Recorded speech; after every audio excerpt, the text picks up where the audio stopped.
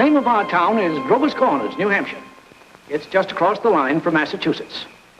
Latitude is 42 degrees, 40 minutes. Longitude is 70 degrees, 37 minutes. Running right through the middle of the town is Main Street. Cutting across Main Street on the left is the railroad tracks. Beyond the railroad tracks is Polish Town. You know, foreign folks who come here to work in the mills, a couple of Canuck families, and the Catholic Church. You can see the steeple of the Congregational Church. The Presbyterian is just across the street. The Methodist and the Unitarian are up a block. The Baptist Church is down in the hollow, by the river. Next to the post office is the town hall. Jail's in the basement.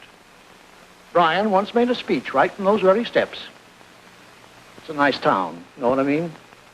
Nobody very wonderful ever come out of it, so far as we know. The earliest dates on the tombstones up there in the cemetery say 1670. They're Grovers and Cartwrights and Gibbses and Herseys. Same names as you find around here now. First, we'll show you a day in our town. Not as it is today in the year 1940, but as it used to be in the year 1901. All right, operator, let's start. Yes, sir, that's the way our town looked back in the year 1901. Along Main Street, there's a row of stores with hitching posts and horse blocks in front of them. The first automobile is going to come along in about 5 years. The date is June 7th, 1901. It's just before dawn. Yeah, just about. The sky is already beginning to show some streaks of light in it over there in the east, back of our mountain. The morning star gets wonderful bright the moment before it has to go. The only lights on in the town are in a cottage over in Polish Town where a mother's just giving birth to twins, and down in the depot where Shorty Hawkins is just getting ready to flag the 5:45 for Boston. There she is now. Of course, naturally, out in the country all around, there have been lights on for some time, what with milking and so on. But town folks sleep late. Here comes Joe Crowell delivering the morning papers. So, another day's begun. Here comes Doc Gibbs from that baby case I was telling you about. And this is Doc Gibbs' house. His neighbor is Editor Webb. There's Mrs. Gibbs coming downstairs to get breakfast. Later on, about 1910, she's going out to visit her daughter Rebecca in Canton, Ohio. Mrs. Gibbs is going to die there. Pneumonia. But she's going to be brought back here, and she's going to be buried in the cemetery right here in our town with a whole mess of Gibbses and Percys. In our town, we like to know the facts about everybody. And there's Mrs. Webb coming downstairs to get her breakfast, too. Mrs. Webb was a Grover before she married Editor Webb. Yeah. Children, time to get up. George, Rebecca, Emily, time to get up. Wally, 7 o'clock. Oh, Missy.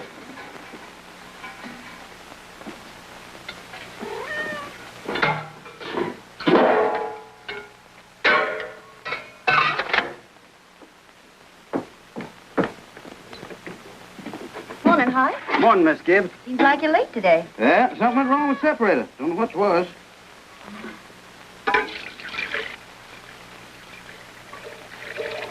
There you be. Thanks, Hoy.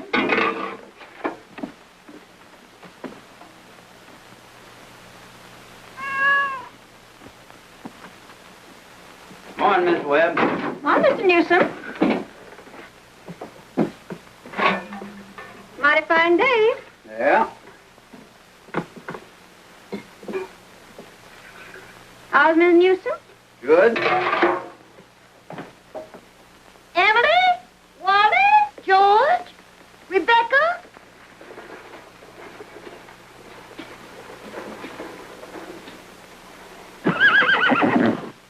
Come on, get up. Bessie, come on. What's the matter with you? Oh, they've quit taking milk. Now, come on. Morning, Howie. Come on. Morning, Doc. Bessie acting up? Oh, she's all mixed up about the rod ever since the Lockhart stopped taking a quart of milk a day. She wants to leave him a quart just the same. Keeps scolding me the whole trip. Somebody sick? Twins over at Mrs. Goloslavsky's. Oh, twins. This town keeps getting bigger every year. Come on. Now, come on, Bessie. Morning, Doc. Morning, Joe. What's your paper now? Yeah, I'll take it. Anybody been sick, Doc? No, twins over in Polish Town. Joe, I see your teacher, Miss Foster's going to get married. Yes, sir, to a fella over in Concord. Claire, how do you boys feel about that? Well, of course, it ain't none of my business, but I think if a person starts out to be a teacher, she ought to stay one. How's the need, Joe? Fine, Doc. Never think about it at all. Only like you said, it always tells me when it's going to rain. What's the telling you today? Gonna rain? No, sir. Sure? Yes, sir. He never makes a mistake? No, sir. Doc? Joe? I want to tell you something about that boy, Joe Crowell. Joe was awful smart, so he got a scholarship to Boston Tech. Yes, gonna be a great engineer, Joe was. But the war broke out, and he died in France. All that education for nothing. Everything all right, Frank? Yes. I declare he's his kittens. Children, hurry up. George, Rebecca. Bacon will be ready in a moment. Sit down and drink your coffee. You can catch a couple hours sleep this morning, can't you? Miss Whitworth's coming at 11. Guess I know what's about to. Stomach ain't what it ought to be. All told, you won't get more than 3 hours sleep. Frank Gibbs, I don't know what's going to become of you. You should go away someplace and take a rest. I think it'll do you good.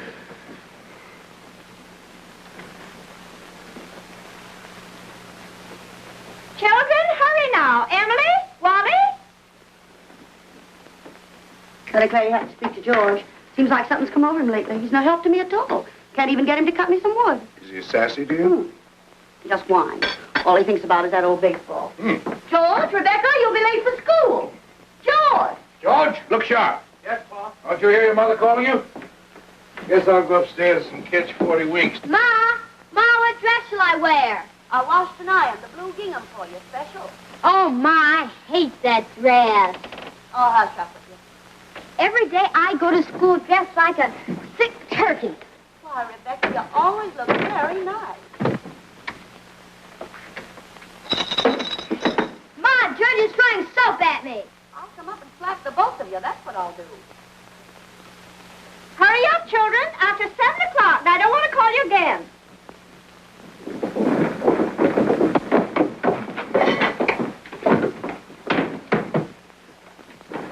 Huh? Children? Children, I won't have it. Breakfast just as good as any other meal, and I won't have you gobbling like wolves. It'll stunt your growth, that's a fact. Wally, put your book away. Oh, Ma, by 10 o'clock I gotta know all about Canada. You know the rules well as I do. No books at table. As for me, I'd rather have my children healthy than bright. Well, I'm both, Mama. You know I am. I'm the brightest girl in school for my age. I have a wonderful memory. Eat your breakfast. Well, I'll speak to your father about it when he's rested. Seems to me like 25 cents a week's enough for a boy your age. I declare, I don't know how you spend it all. Oh, Ma, I got a lot of things to buy. Strawberry fox face, that's what you spend it on. Well, I don't see how Rebecca comes to have so much money. She's got more than $1. I've been saving it up gradual. Well, dear, I think it's a good thing to spend some now and then. Ma, you know what I like most in the world? Do you? Money. Eat your breakfast. That's first bell. Gotta go.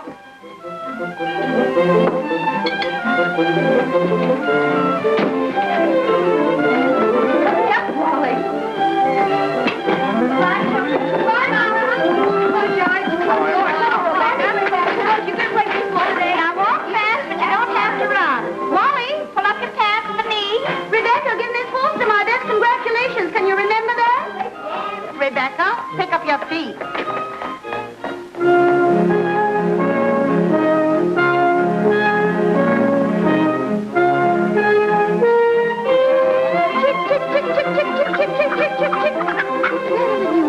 Fight, that's all you do.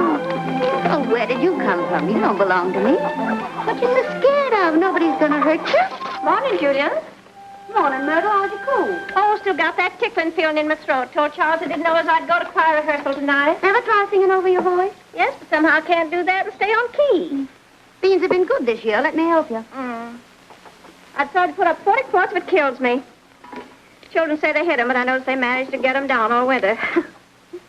Myrtle, I got to tell you something. If I don't tell somebody, I'll burst. But Julia Gibbs. One of those second-hand furniture men from Boston came to see me last Friday. First, I thought it was a patient waiting to see Dr. Gibbs. But he wormed his way right into my parlor. Myrtle Webb, he offered me $350 for Grandmother Hershey's highboys. I'm sitting here. Well, you're going to take it, aren't you? I don't know. You don't know? $350? Well, what's come over you? Well, if I could get the doctor to take the money and go away someplace on a trip, I'd sell it like that. You know, it's always been the dream of my life to see Paris, France. Crazy, I suppose. For years, I've been promising myself if we ever had the chance. How's Doctor feel about it? Well, I did beat about the bush a little. Said if I ever got a legacy, that's the way I put it, I'd make him take me. What'd he say? You know how he is. Haven't heard a serious word out of him since I've known him. No, he says, might make him discontented with Grover's Corners to go traipsing over Europe. No, let well enough alone, he says. Well, if that second-hand man's real serious about buying it, you sell it, Julia. Then you'll get to see Paris. Just drop a hint from time to time. That's how I got Mr. Webb to take me to see the Atlantic Ocean, you know. Sorry I mentioned it. But it seems to me, once in your life before you die, you ought to see a country where they don't speak in English and don't even want to. That'll do, ladies. Thank you very much. Now we'll skip a few hours.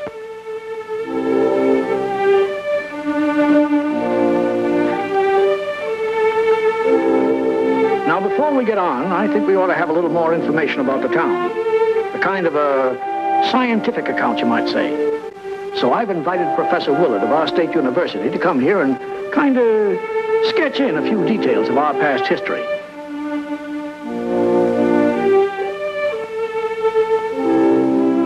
There he is now. Am I late? Right on time. May I introduce Professor Willard of our state university? Now, just a few brief words, Professor. Unfortunately, our time's limited. Yes, let me see. Grover's Corners. Grover's Corners lies on the old Pliocene granite of the Appalachian Range. I might say that's some of the oldest land in the world. We're very proud of that around here. Some highly interesting fossils have been found. I might say unique fossils. 2 miles north of town in Silas Peckham's cow pasture. These may be seen in the museum of the university at any time. Well, that is, at any reasonable time. Shall I tell them about the meteorological conditions, the mean precipitation, etc.? I'm afraid we won't have time for that, Professor. We might have a few words about the history of man here, though. Oh, anthropological data. Yes. Let's see. Early Amerindian stock, Cotahatchee tribes. No evidences before the 10th century of this era.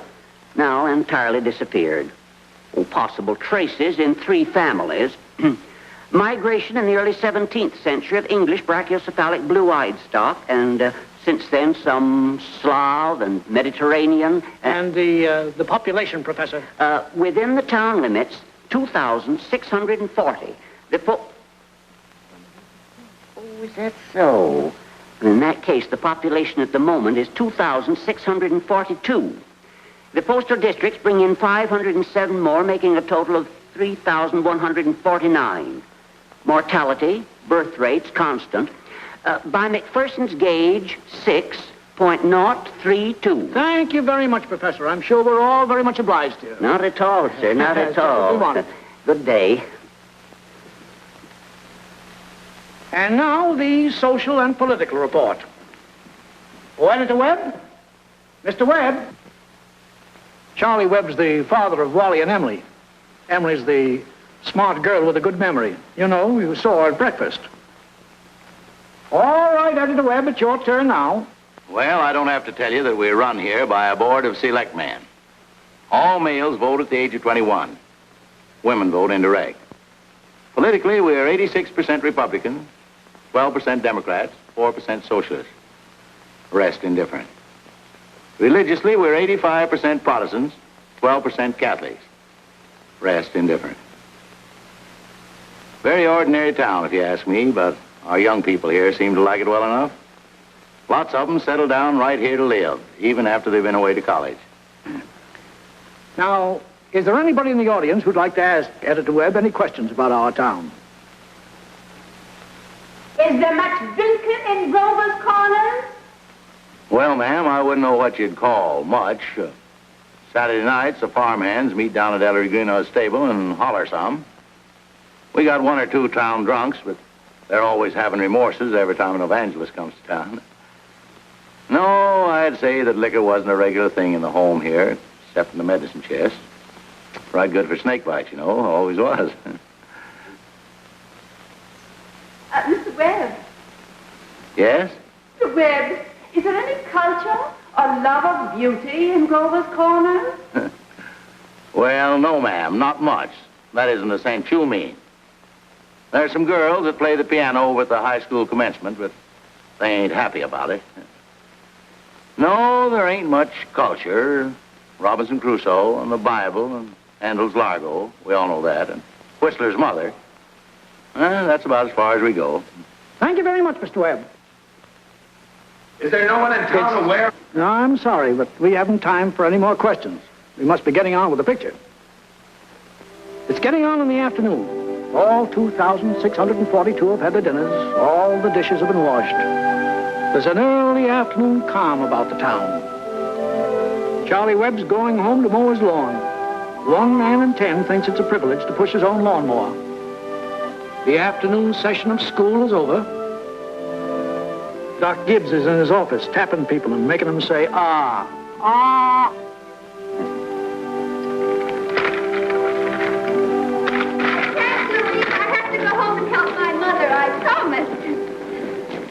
Emily, walk simply.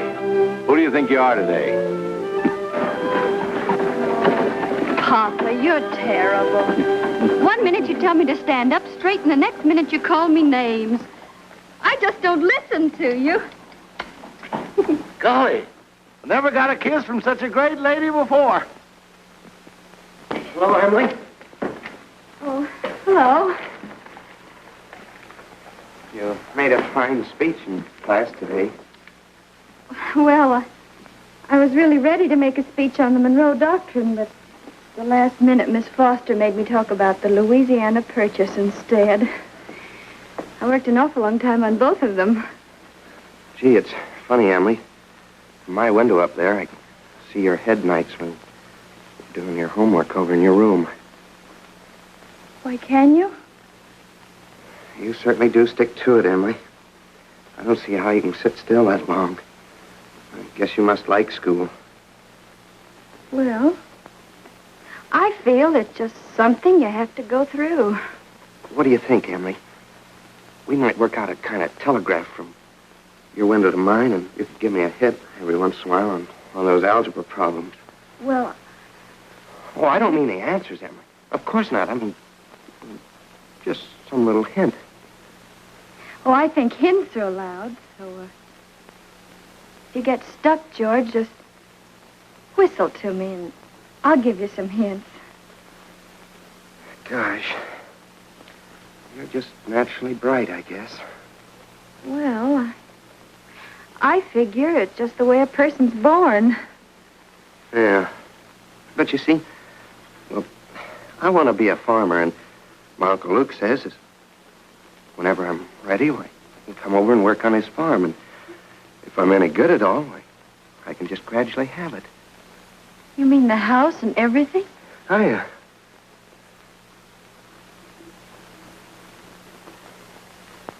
Well, I guess I better be getting off the baseball field. Thanks for the talk, Emily. Afternoon, Mrs. Webb. Hey, George. So long, Emily. So long, George.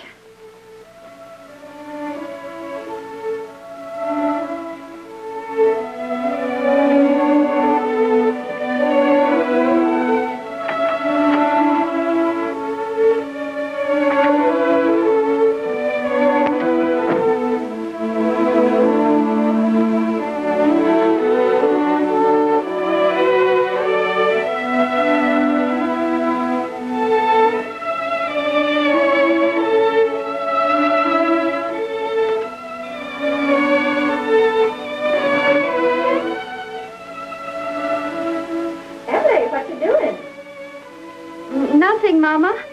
If you're doing nothing, you can come in here and help me with this yarn.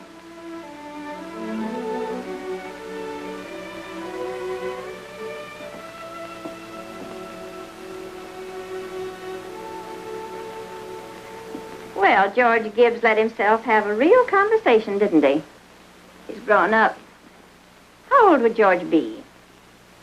Oh, I don't know. Let's see. He must be around 17.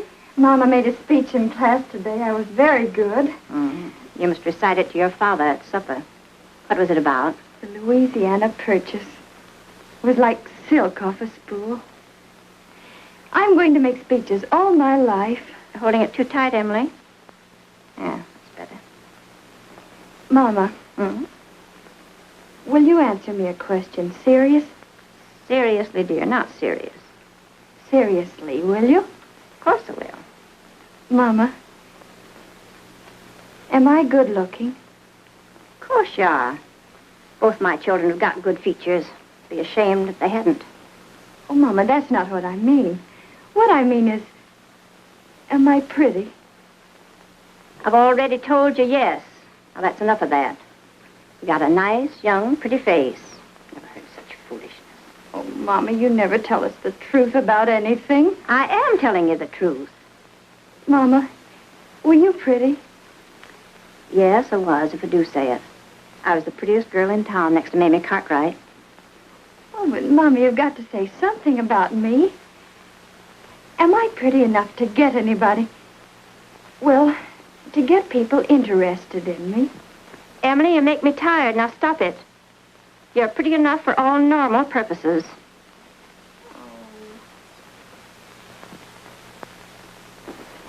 It's evening. You can hear the choir practicing in the Congregational Church. The children are all home doing their schoolwork. The day is running down like a tired clock.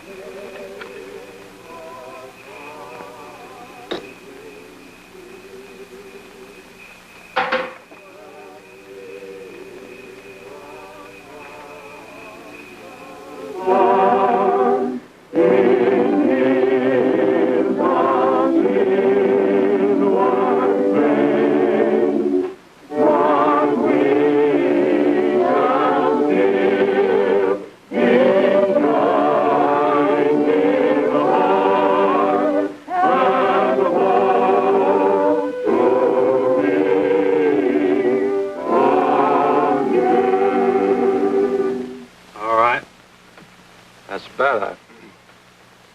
It ain't no miracle. And I'll do it again. And remember, ladies, music come into the world to give pleasure. I'll try it again. Must be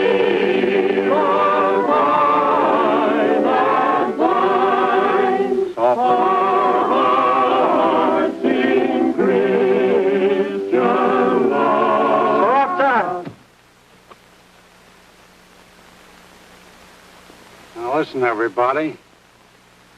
Get it out of your minds that music's only good when it's loud. You leave loudness to the Methodists.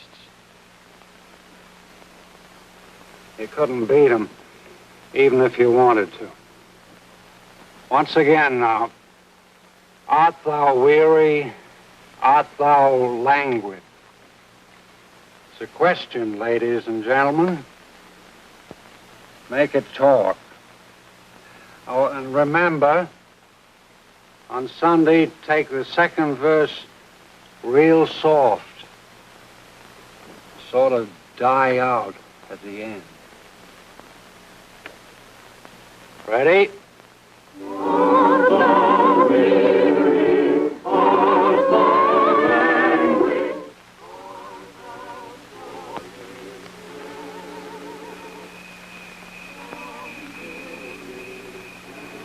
Emily. Oh, hello. Hello. I can't work at all. The moonlight's so terrible.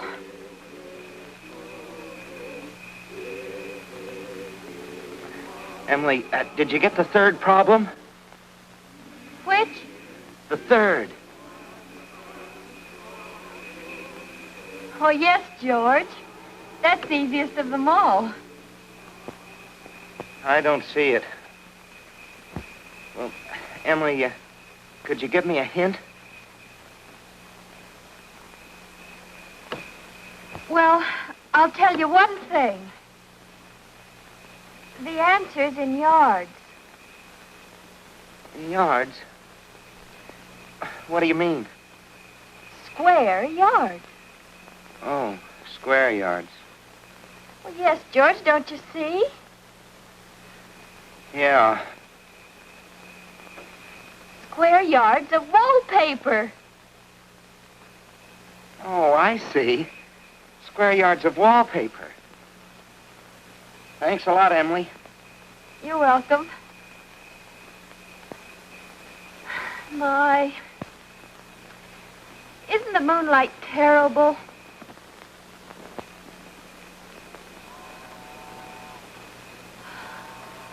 I think if you hold your breath, you can hear the train all the way to Kentucky.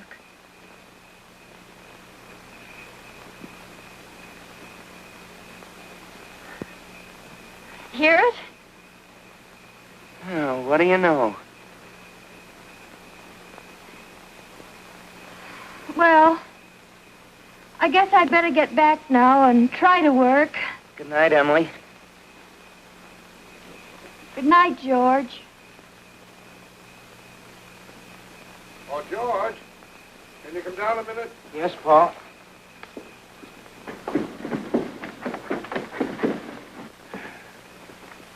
Make yourself comfortable, George. I'll only keep you a minute. George, how old are you? Me? Oh, I'm past 17. What do you want to do after school's over? You know, Pa, I want to be a farmer on Uncle Luke's farm. Mm-hmm. And you'll be willing, will you, to get up early and milk and feed the stock? And you'll be able to hoe and hay all day? Sure I will. What do you mean, Pa? Well, George, when I was here in the office today, I heard a funny sound. What do you think it was? It was your mother chopping wood. Now, there you see your mother, getting up early, cooking meals all day, washing and ironing, and yet she has to go out in the backyard and chop wood. I suppose she got tired asking you. I suppose she just gave up and decided it was easier to do it herself. Yet, you eat her meals. You put on the clothes she keeps nice for you. Then you run out and play baseball. Like she was a hired girl we kept around the house but didn't like very much. I knew all I had to do was call it to your attention. Here's a handkerchief, son.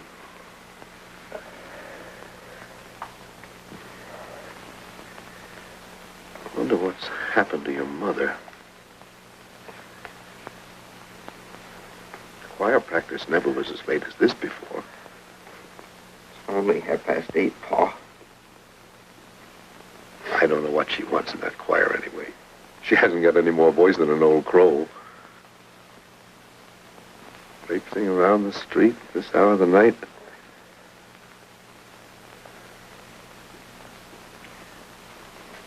It's just about time you retired, don't you think, George?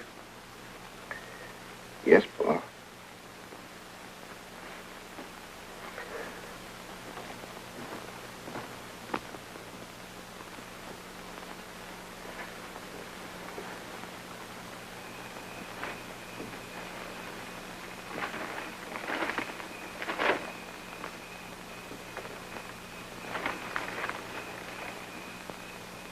My, it's late. Real nice choir practice, wasn't it? Little Webb, look at that moon. Potato weather, sure. Well, naturally, I didn't want to say a word about it in front of those others. But now we're alone. Really, it's the worst scandal that ever was in this town. What? Why, Simon Stimson. No, Luella. But, Julia, to have the organist of a church drink, and drunk year after year. Luella. Julia, you know he was drunk tonight. Now, Luella, we all know about Mr. Stimson, and we all know about the troubles he's been through. And Dr. Ferguson knows, too. And if Dr. Ferguson is willing to keep him on in his job there, the only thing the rest of us can do is just not to notice it. Not to notice it? But it's getting worse. No, it ain't, Luella. It's getting better. I've been in that choir twice as long as you have, and it doesn't happen anywhere near so often. Oh, my. I hate to go to bed on a night like this. Well, good night, Luella. Good night. Good night, Julia. Night, Myrtle. You can get home all right, Luella? Oh, it's bright as day. I can see Mr. Soames scowling at the window now. You think we've been to a dance the way the men folk carry on. Good night, Julia. Good night, Luella. See you on Sunday. See you then.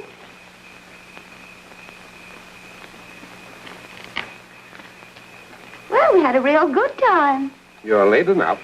Frank ain't any later than usual. You stopping to gossip with a lot of hens. Now, don't be grouchy. Smell my heliotrope. What'd you do all the time I was away? Oh, I read as usual. Well, what did the girls gossip about tonight? Believe me, Frank, there's something to gossip about. Simon Stimson? Far gone, was he? Oh, worst I've ever seen. Frank, how's all that going to end? Dr. Ferguson can't forgive him forever.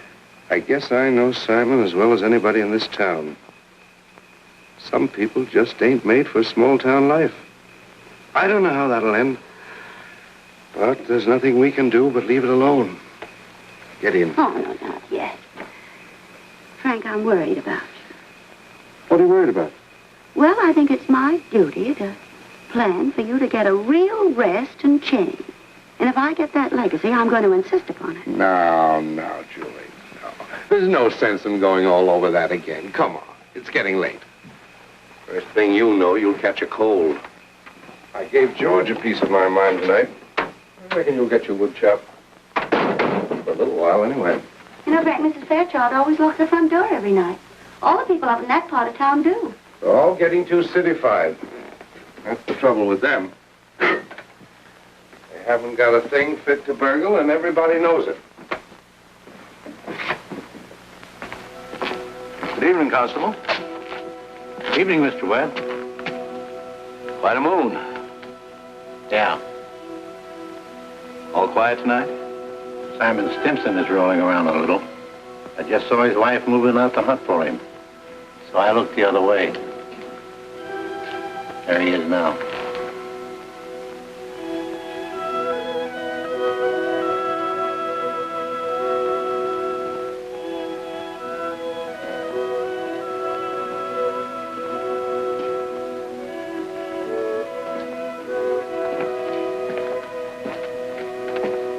Good evening, Simon.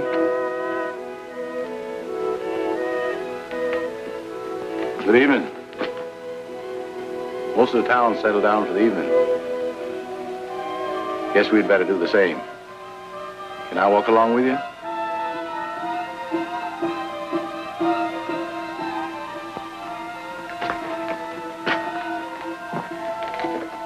Good night.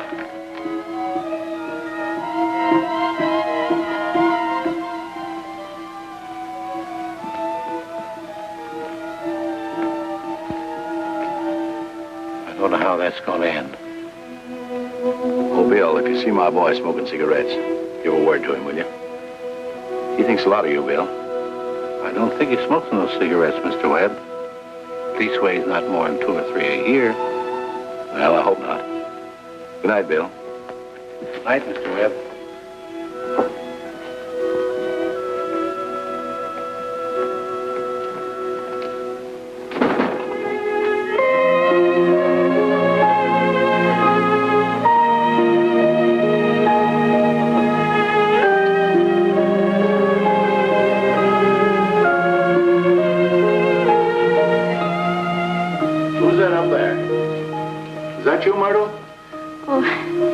it's me, Papa. Why aren't you in bed? I don't know. I just can't sleep yet, Papa. The moonlight's so wonderful, and the smell of Mrs. Gibbs' heliotrope. Can you smell it? Yes. Having any troubles on your mind, have you, Emily? Troubles, Papa? No. Well, don't let your mother catch you. Good night, Emily. Night, Papa.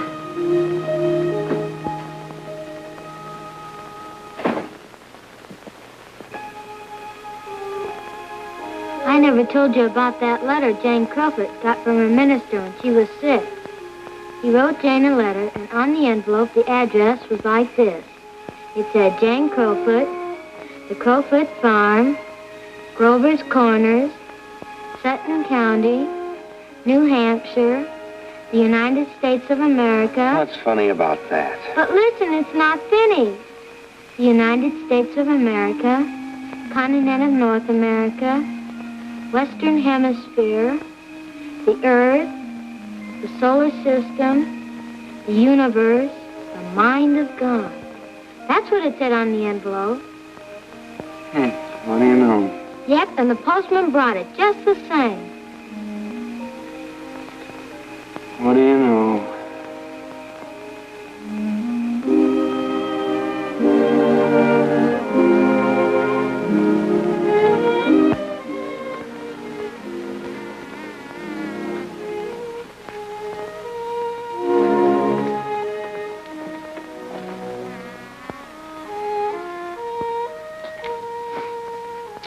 Well, 3 years have gone by.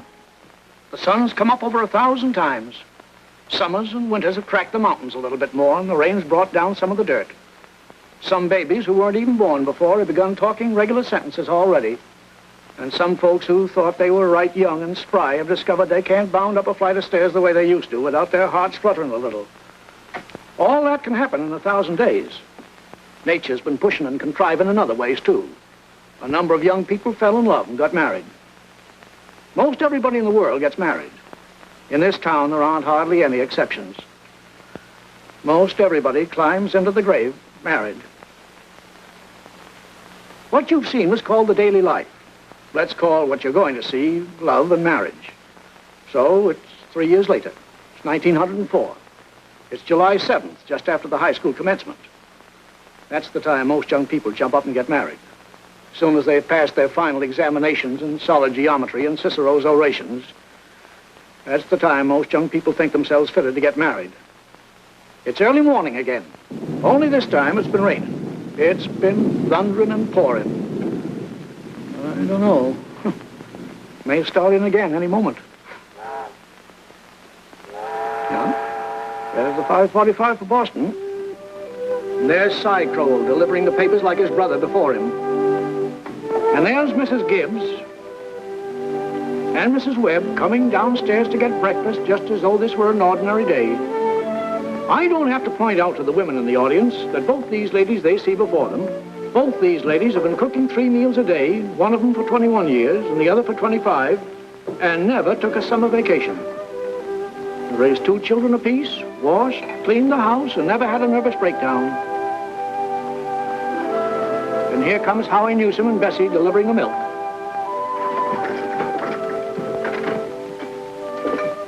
Morning, Howie. Morning, Si. Anything in the paper I ought to know?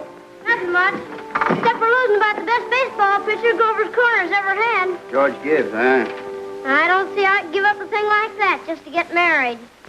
Would you have, Howie? Can't say. Never had no talent that way. But in '95, we had a player, Si, that even George Gibbs couldn't have touched. Name of Hank Todd. But he went down to Maine and become a parson. Wonderful ball player. Si. Howie?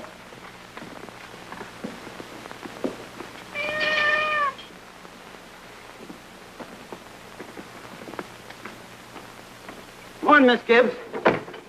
Morning, Howie. It's too bad it's so wet, but I guess it's cleared up for good. Certainly hope it has. Going to have a house full of relations today, Howie. Looks like I'll need 3 of milk and 2 of cream. 3 of milk and 2 of cream. My wife says to tell you we hope they'll be happy. No, they will. Thanks a lot, Holly. Tell your wife I hope she gets the wedding. Maybe she can. She'll get there if she can. Morning, Miss Webb. Why, Mr. Newsom, told you 4 quarts, but I hope you can spare me another. Yes, ma'am. I brought you a pint of cream, too. Miss Newsom told me special to tell you as how we hope to be very happy. No, they will. Thank you, Mr. Newsom, and thank Mrs. Newsom. We're counting on seeing you at the church. Yes, sir. We hope to get all right. Couldn't miss that.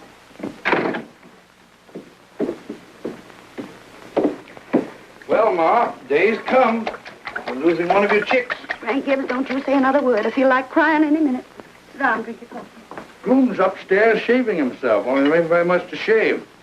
He's whistling and singing like he was glad to leave us. Every now and then saying, I do, to the mirror. But it don't sound convincing to me. I declare, Frank, I don't know how he's going to get along.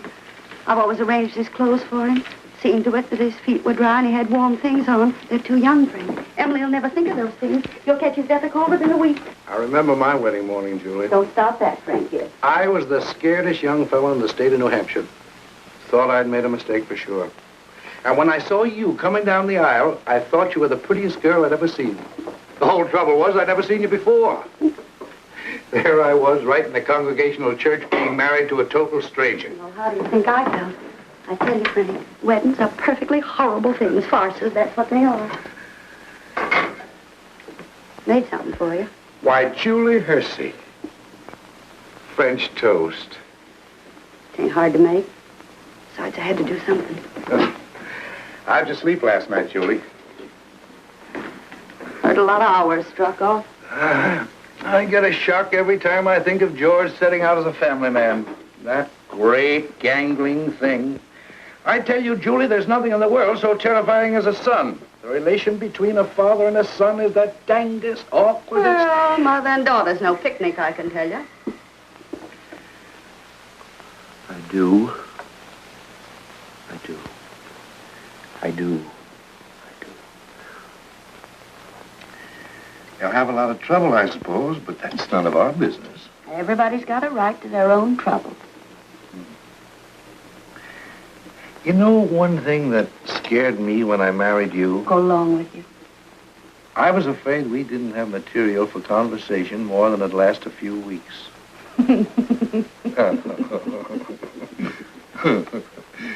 I was afraid we'd run out and have to eat our meals in silence. It's fact. Well, you and I have been conversing for 20 years without any noticeable barren spells. Good weather, bad weather, tain't very choice, but I always find something to say. Did you hear Rebecca stirring around up there? No. This is the only day in the year when she isn't managing everyone's affairs up there. She's hiding in her room, and I have an idea she's crying. Land sakes, this has got to stop. Rebecca? Rebecca, come and eat your breakfast.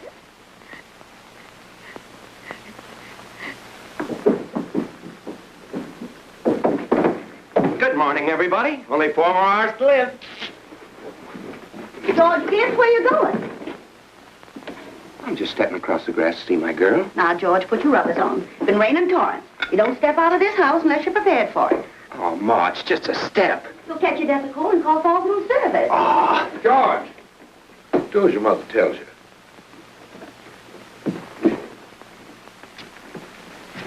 From tomorrow on, you can kill yourself in all weathers. But when you're in my house, you'll live wisely, thank you.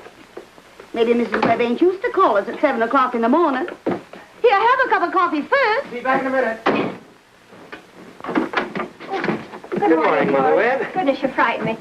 George, I hate to say it, but you understand I can't ask you in. Why not? You know as well as I do a groom can't see his bride on his wedding day. Not till he sees her in church first. Oh, that's just a superstition. Good morning, Mr. Webb. Morning, George. You don't believe in that superstition, do you? There's a lot of common sense in superstitions, George. Millions have followed it, and don't you be the first to fly in the face of custom. How's Emily? She hasn't waked up yet. Haven't heard a sound out of her. Emily's asleep. Well, no wonder we were up till all hours, sewing and packing. Tell you what I'll do, George. You sit down here with Mr. Webb for a minute, drink that cup of coffee. And I'll run up and see that she doesn't come down and surprise you. There's some bacon there. I don't be too long about it.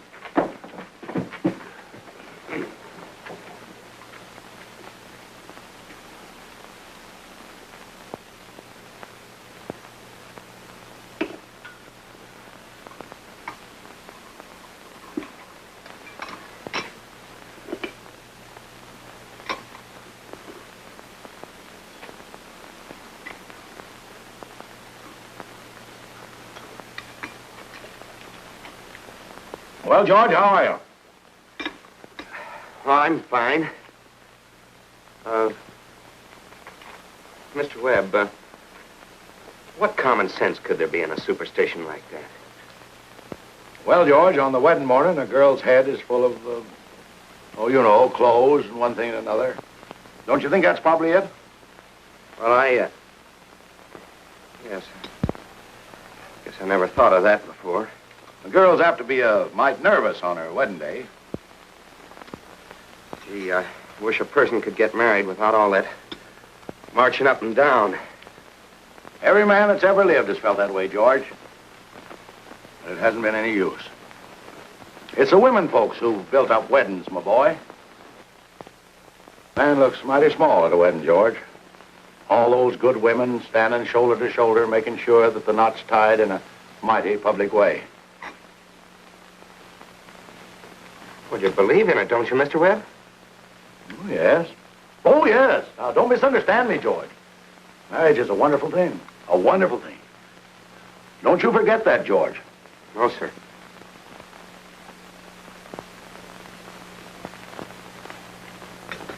Mr. Webb, how old were you when you got married? Well, you see, I had been to college, and I'd taken a little time to get settled. But Mrs. Webb wasn't much older than what Emily is. Oh, age hasn't much to do with it, my boy. That is, compared with other things. What were you going to say, Mr. Webb?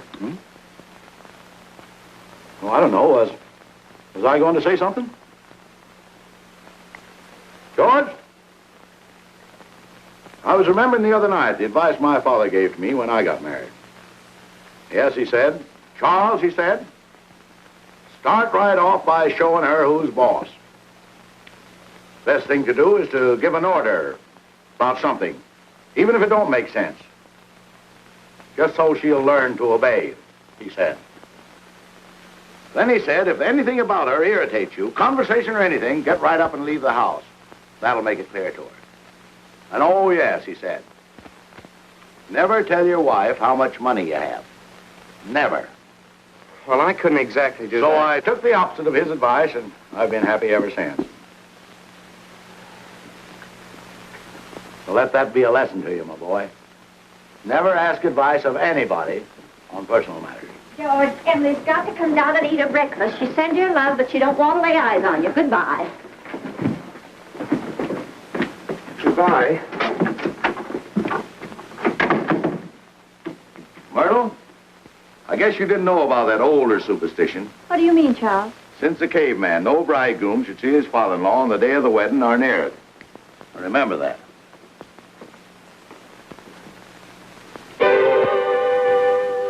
Now, before we get on with the wedding, I think we should see how it all began, this plan to spend a lifetime together. I'm awfully interested in how such big things begin. You know, you're 21 or 22, and then you're 70. You've been a lawyer for 50 years, and the white-haired lady beside you has eaten 50,000 meals with you. How do such things begin? Now, George and Emily are going to show you the conversation they had when they first knew, as the saying goes, they were meant for one another.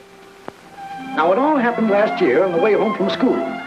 George had just been elected president of the senior class, and Emily had just been elected secretary and treasurer.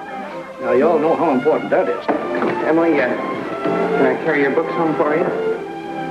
Well, thank you. It isn't far.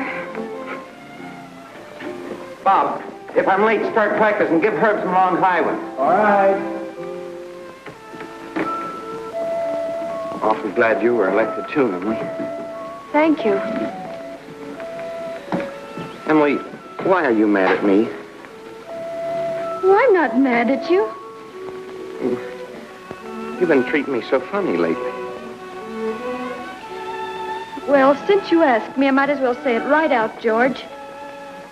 Goodbye, Miss Corcoran. Emily? Bye, Miss Cochran. George? What is it? I don't like the whole change that's come over you this last year. I'm sorry if that hurt your feelings, but I just got to tell the truth and shame the devil. A change? What do you mean? Well, up to a year ago, I used to like you a lot. I used to watch you while you did everything.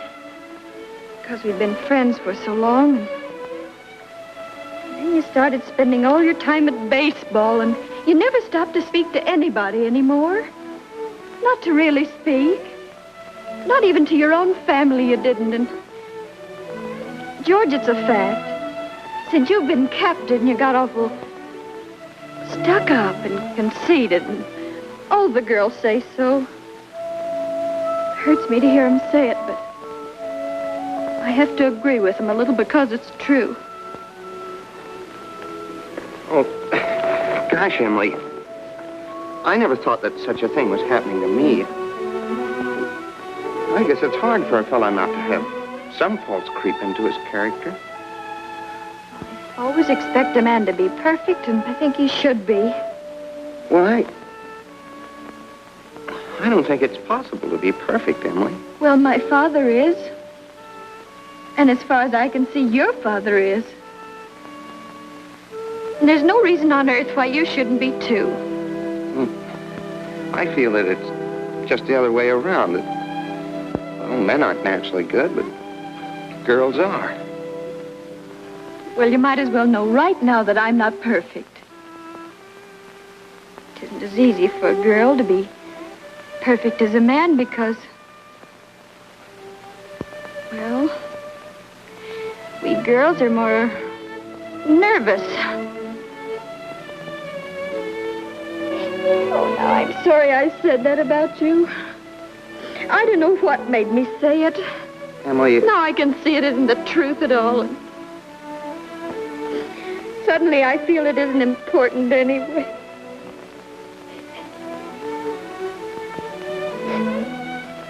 Emily, would you like a ice cream soda or something before you go home?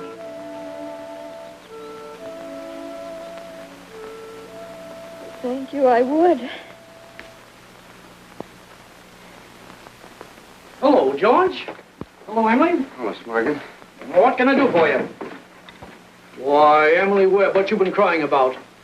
Well, she got an awful scare, Mr. Morgan. That hardware store wagon almost ran over her. And everybody says that Tom Huckins drives like a crazy man. Well, here, let me give you a glass of water.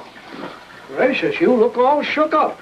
Well, I tell you, you gotta look both ways before you cross Main Street these days. It's getting worse every year. What do you have? I'll have a strawberry phosphate, Mr. Morgan. Oh, no, Emily. Have a soda with me. Well, 2 strawberry ice cream sodas, Mr. Morgan. 2 strawberry ice cream sodas, yes, sir. Yes, sir, I want to tell you something. There are 275 horses in Grover's Corners this very moment I'm talking to you. State inspector was in here yesterday. Now, with all these automobiles coming along, looks to me like the only safe place to stay was to home. Gracious, I can remember the time when a dog would lie out in the middle of Main Street all day long without anything coming along to disturb him. There you are. Howdy, Mrs. Ellis. What can I do for you? Got a prescription. Yes? Well, let's see. Shouldn't take long to fill that. You just sit down here. Be with you in just a minute. so expensive. No, Emily, don't you think about that. We're celebrating our election. Emily, I want to ask you a favor. What? If I go away to State Agricultural College next year, will you write me a letter once in a while? I certainly will. I certainly will, George. It certainly seems like being away 3 years, you'd get out of touch with things. Maybe letters from Grover's Corners won't seem so interesting after a while. Grover's Corners isn't a very important place when you think of all New Hampshire, but I think it's a very nice town. Oh, well, the day wouldn't come when I wouldn't want to know everything about our town. Well, I know that's true, Emily. Well, I'll try to make my letters interesting.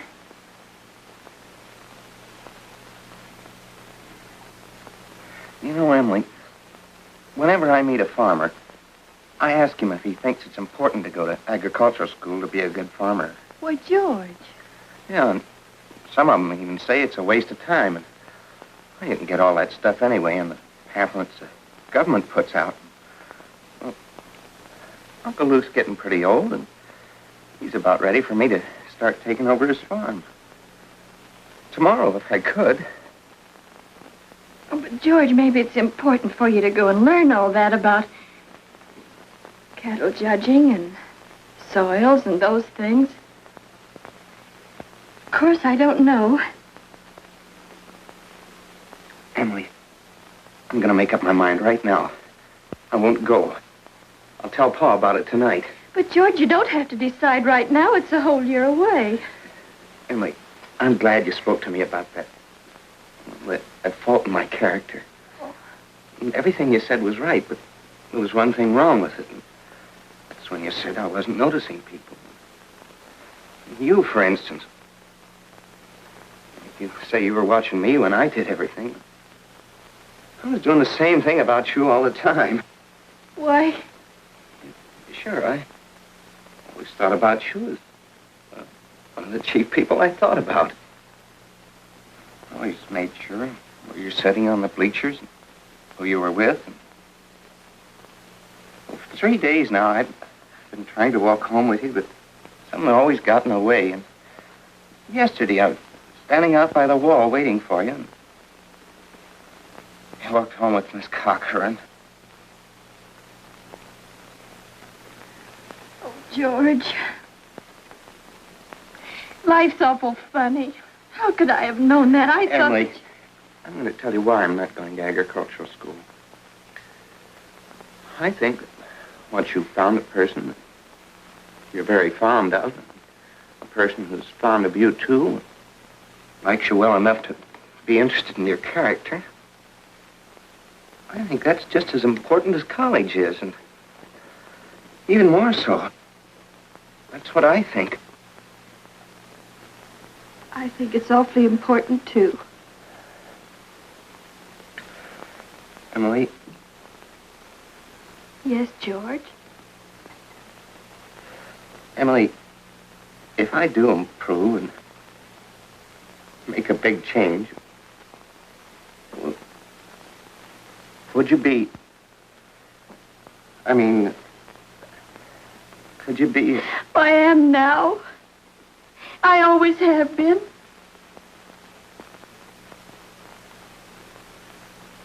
So I guess this is a pretty important talk we've been having. Yes. Yes. So long, Mrs. Ellis. Dave.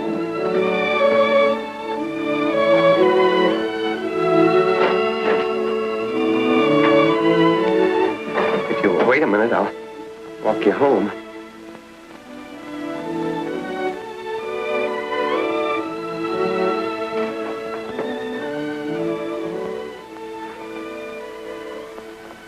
Mr. Morgan.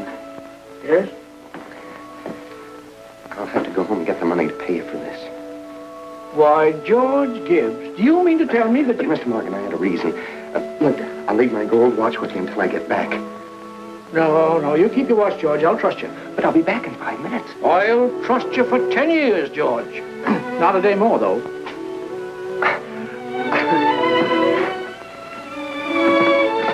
Feeling all right now, Emily? Oh, yes, thank you, Mr. Morgan. It's nothing. I'm ready.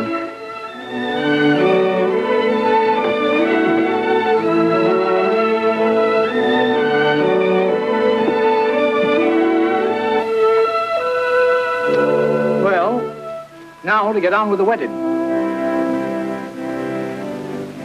There's a lot of things to be said about a wedding. We can't get them all into one wedding, naturally. Especially not a wedding in Grover's Corners, where weddings are mighty short and plain. People think a lot of thoughts during a wedding. The bride, the groom, the relatives and the guests, and even the minister. Yes, a lot of thoughts go on during a wedding. I've married 200 couples in my day. M marries N. Millions of them. The cottage, the go-kart, the Sunday afternoon drives in the country, the first rheumatism, the grandchildren, the second rheumatism, the deathbed, the reading of the will. Once in 1,000 times it's interesting. I don't know why on earth I should be crying. I suppose there's nothing to cry about. This morning at breakfast, it just come over me. There was Emily eating her breakfast as she's done for 17 years. She's going out of my house. I suppose that's it. I never felt so alone in my whole life. I don't want to get married. Why can't I stay for a while as I am? Papa, darling, don't you remember what you used to say all the time, that I was your girl? I don't want to get married.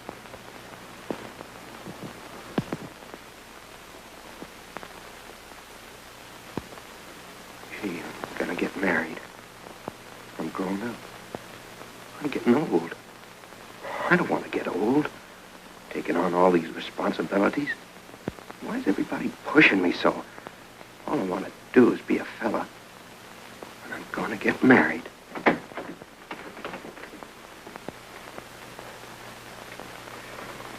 Cheer up, Ma. I'm getting married. Come on, Ma. Now, Ma, you save Thursday nights. Emily and I'll be over for supper every Thursday night. You'll see. Come on, Ma. We've got to get ready for this. Got the ring? Oh, yes, sir. Come on.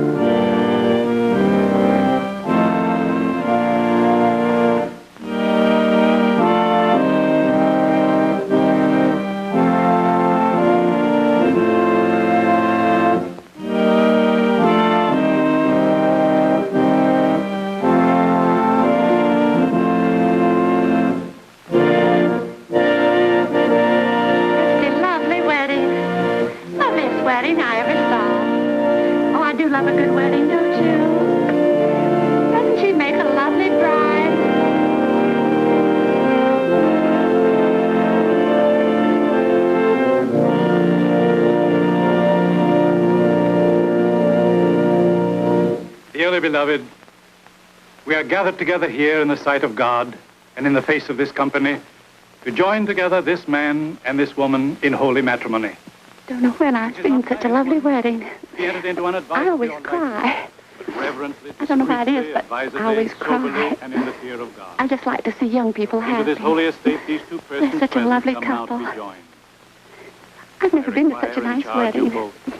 I'm sure. In health, to love and to cherish till death you do part, according to God's holy ordinance, and thereto plight her your troth? I do. Do you, Emily, take George to your wedded husband, to have and to hold from this day forward, for better, for worse, for richer, for poorer, in sickness and in health, to love and to cherish till death you do part, according to God's holy ordinance, and thereto plight him your troth? I do. What token dost thou give of thy sincerity? With this ring? With this ring? I thee wed. I thee wed. For as much as George and Emily have consented together in holy wedlock, and have witnessed the same before God and this company, and have declared the same by giving and receiving a ring, I pronounce that they are husband and wife. Amen.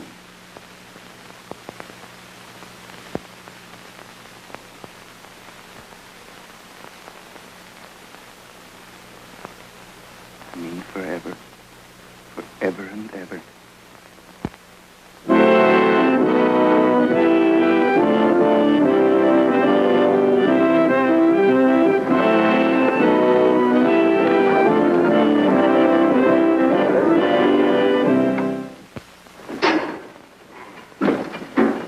Pay you first of the month, like usual. Hey, you, Howie.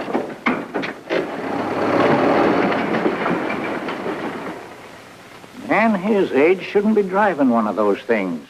Not when he's got a lot of young fellas to do it for him. Well, Howie likes to deliver the milk himself. Says he gets the feel of the town that way. You know, in all these years, he never kept a book. Carries all the accounts in his head. I hear he's been doing so well, he's begun locking his front door at nights. Afraid of burglars. Ain't no burglars in this town yet. No, but Howie's heard about them.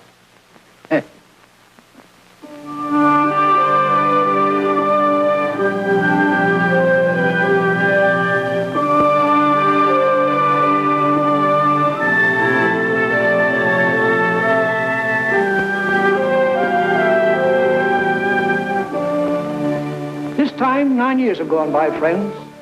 It's the summer of 1913. Gradual changes in Grover's Corners. Horses are getting rarer. Farmers are coming into town now in Fords. Still, you'd be surprised, though, on the whole. Things don't change much around here. This is an important part of Grover's Corners up here in this hilltop. Lots of sky, lots of clouds, often lots of sun and moon and stars. Certainly a beautiful spot up here. I often wonder why people want to be buried in Woodlawn or Brooklyn when they might pass the same time up here in New Hampshire. Over here are the old stones. 1660, 1670. Strong-minded people who come a long ways to be independent. Over here are some Civil War veterans. Iron flags on their graves. New Hampshire boys. They had a notion that the Union ought to be kept together, although they'd never seen more than 50 miles of it themselves. All they knew was a name, friends. The United States of America. The United States of America. And they went and died about it.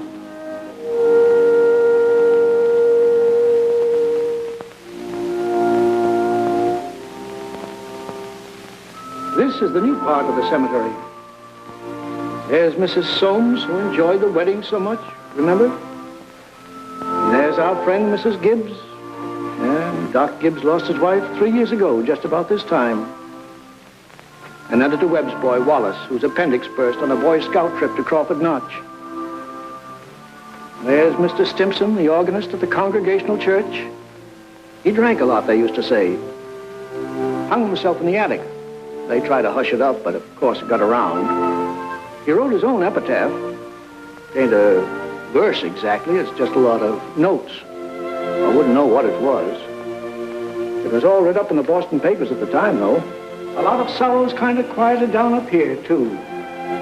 All those important things, mother and daughter, husband and wife, enemy and enemy, money and miser. All those terribly important things. The earth part kind of burns away, burns out. And what's left? What's left when memory is gone? And your identity, Mrs. Smith? Something eternal. We all know down in our bones that something is eternal, and that something has to do with human beings.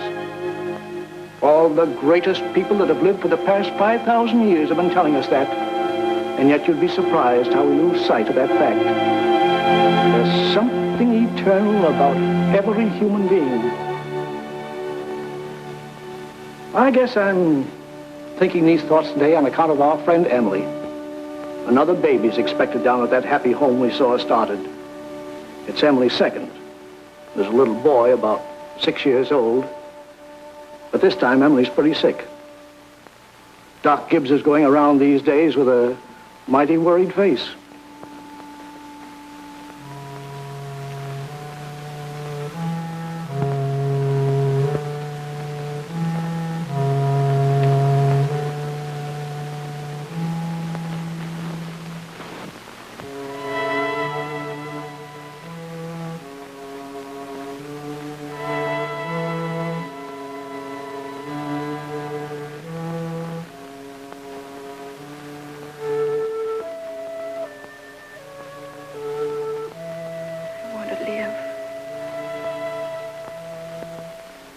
want to live.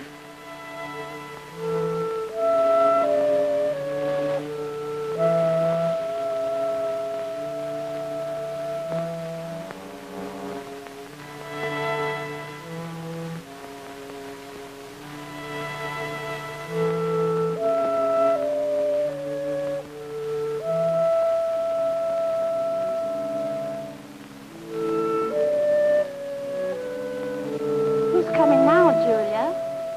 My daughter-in-law, Emily Wade. What ails her? Trouble bringing a baby into the world. Why, I remember Emily's wedding. Wasn't it a lovely wedding? I remember I called on George and Emily at their farm just before I died. Perfectly beautiful farm.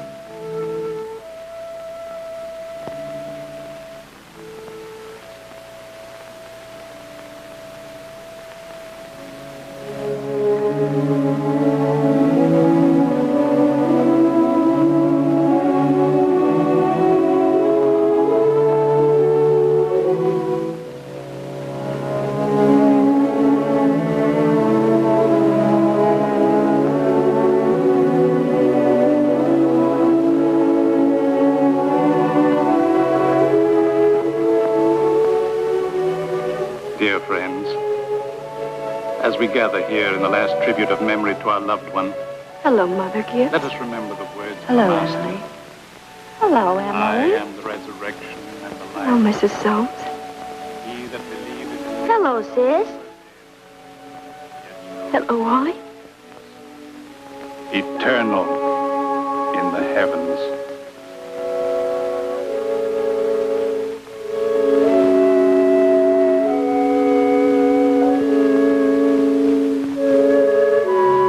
Mother Gibbs, they're going. Yes, dear.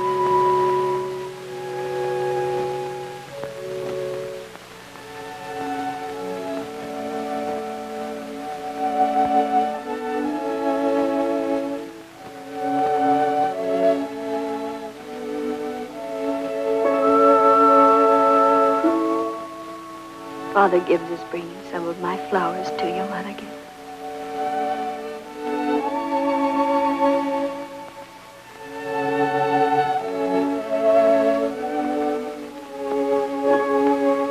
Mother Gibbs, I never realized how troubled and sad he looks.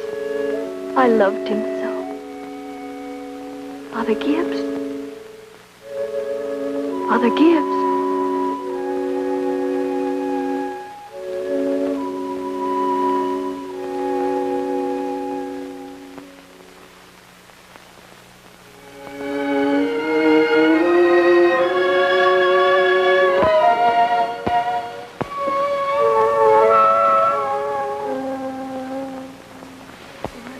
Tired, Mother Gibbs. Mother Gibbs, when does this feeling go away? Seems strange here. How long does Hush, dear. Just wait. Be patient. How do you do, Mr. Stimson? How do you do, Emily? Mother Gibbs, George and I have made that farm into just the best place you ever saw. We thought of you all the time. We wanted to show you the new barn and a great long cement drinking fountain for the stock. We bought that out of the money you left us. I did. Mother Gibbs, don't you remember? The legacy you left us. Why, it was more than $350. Oh, yes. Yes, Emily. It won't be the same to George without me. But it's a lovely farm. My boy's spending the day at Mrs. Carter's. Oh, Mr. Carter, my little boy is spending the day at your house. Yes? Yes, he loves it there. Mother Gibbs, one can go back in memory and live each of those days over again. Boy, just then for a moment I was thinking about the farm. For a moment I was there. And my baby was in my arms as plain as day. Yes, but when you've been here longer, you'll realize that our life here is to forget all that. To think of what is ahead and be ready for what is ahead. But Mother Gibbs, how can I ever forget that life? It's all I know. It's all I have. One can go back and live all those days over again. I feel it. I know it. You not only live it, you watch yourself living it. I'll choose a happy day. Oh, Emily, it isn't wise. Really, it isn't. I'll choose the day I first knew I loved George.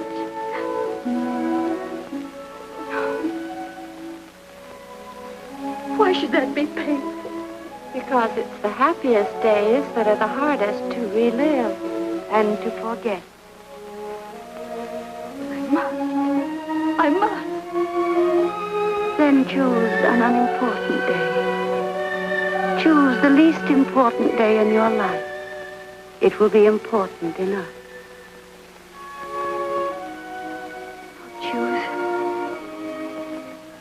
I'll choose.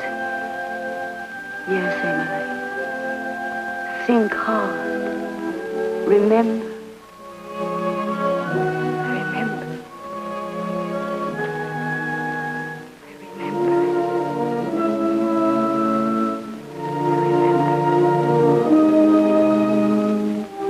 But there's Main Street.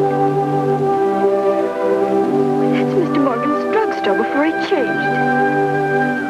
And there's the livery stable. That's the town I knew as a little girl. And look. There's the old white fence that used to be around our house. Oh, I'd forgotten that. I love it so.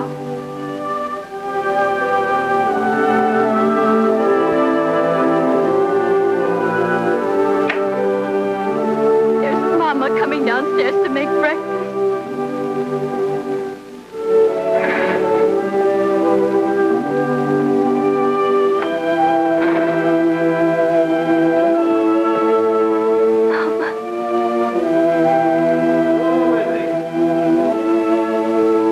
Look, there's Howie Newsom.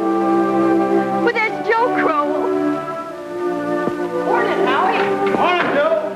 Children, Emily, Wally, time to get up. Morning, Miss Webb. On this Newsom. Here it's cold. Yes, 10 below by my barn, Miss Webb. Keep yourself wrapped up, Mr. Newsom. Yes, sir. Oh, tell Emily many happy returns of the day. Now I know. It's my 16th birthday.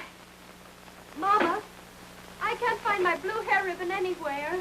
Just open your eyes, dear, that's all. I laid it out special for you on the dresser there. If it were a snake, it'd bite you.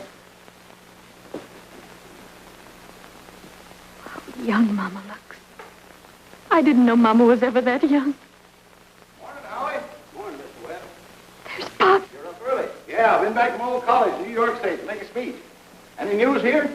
Oh, yeah, Constable was called up this morning to rescue a foolish fellow. Darn near froze to death he was. Let's put that in the paper. Morning, Mother. Well, there you are back at last. How'd it go, Charles? Oh, fine, I guess. I told him a few things. Everything all right here? Yes, can't think of anything that happened special. Been mighty cold. Howie Newsom says 10 below down to his barn. Yes, well, it's colder than that at Hamilton College.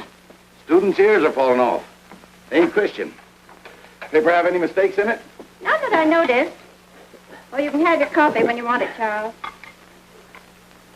Don't forget it's Emily's birthday. Did you remember to get her anything? Got it right here. Where's my girl? Where's my birthday girl? Don't interrupt her now, Charles. You can see her at breakfast. She's slow enough as it is. I can't bear it. Why did they ever have to get old? Mama, I'm here. I I'm grown up. Oh, I love you all. Everything. I can't look at everything hard enough. Hurry up, children. 7 o'clock. I don't want to call you again.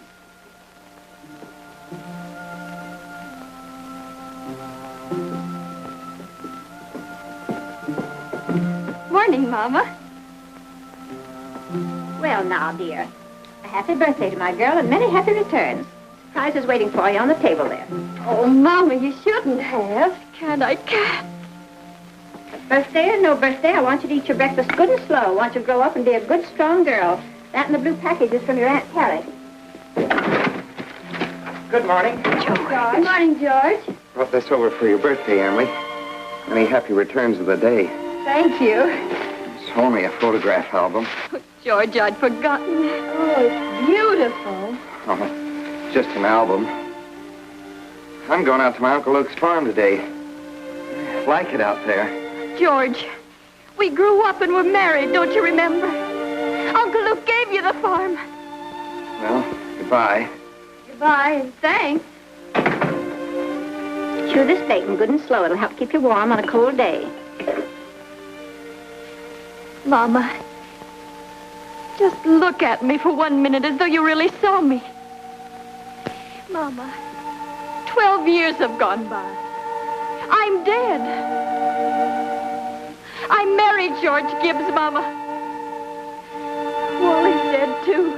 Mama, his appendix burst on a cabbing trip to Crawford Notch. We felt just terrible about it, don't you remember? Just for a moment now, we're all together. Mama, let's be happy just for a moment. Let's look at one another. That and the yellow package is something I found in the attic among your grandmother's things. You're old enough to wear it now, and I thought maybe you'd like it. Oh, and this is from you. It's lovely. It's just what I wanted. It's beautiful. I hoped you'd like it. Wally has a present for you, too. He made it an annual training class. Be sure and make a fuss over it. Your father's got a surprise for you, too. Don't know what it is myself. Here he comes. Where's my girl? Where's my birthday girl? I can't go on.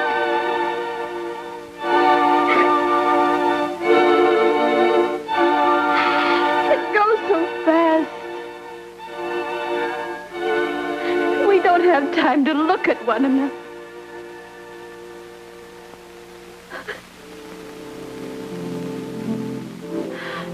Oh, I didn't realize. So all that was going on.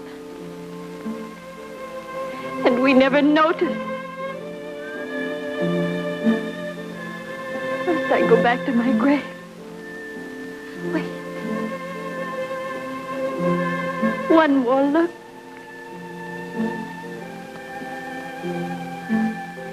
Goodbye. Goodbye, world. Goodbye, Grover's Corner. Mama, Papa. Goodbye to clocks ticking. My butternut tree and Mama's sunflowers. Food and coffee. New iron dresses and hot baths. And sleeping and waking up. Oh, Earth, you're too wonderful for anybody to realize you. Do any human beings ever realize life while they live it? Every minute.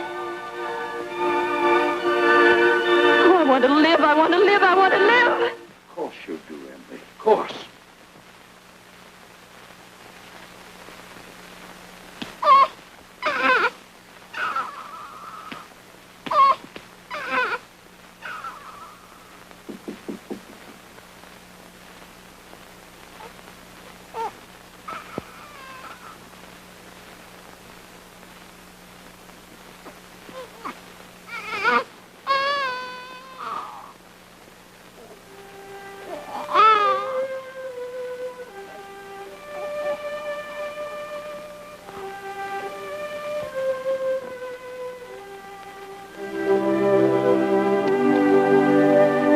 Everybody's asleep in Grover's Corners. Oh, there are a few lights on.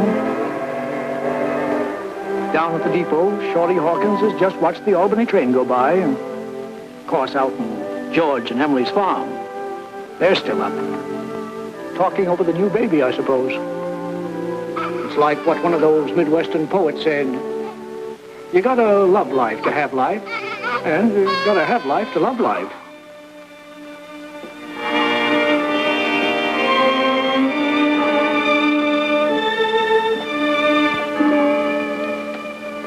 $11 o'clock in Grover's Corners. Tomorrow's another day. Everybody's resting in Grover's Corners. You get a good rest, too.